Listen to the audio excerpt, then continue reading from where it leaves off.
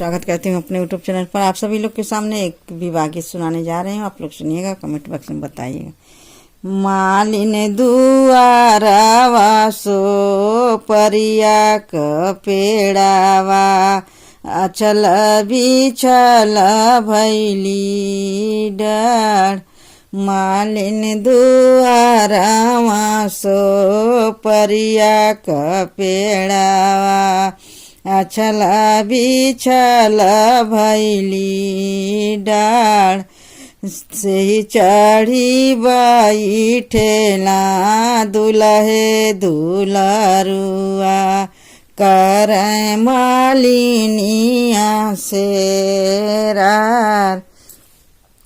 तेही चढ़ी बैठेला दुल्हे दुलरुआ, करे मालिनिया से रार।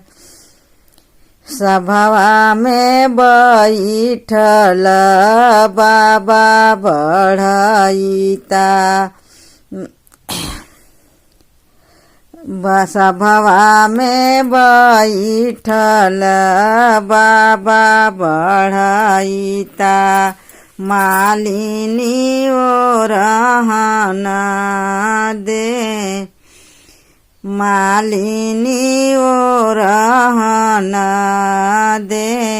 बर जौना ए बाबा अपन पुतावा, तोरे सो परिया के डार। बर जाऊ ए बाबा अपन दुलरुआ, तोड़ा सो परिया के डार। एतनी बचना सुने बाबा बढ़ईता, बेहसी बेहसी हरसा। एतनी बचना सुने बाबा बढ़ईता, बेहस बेहस हरसा।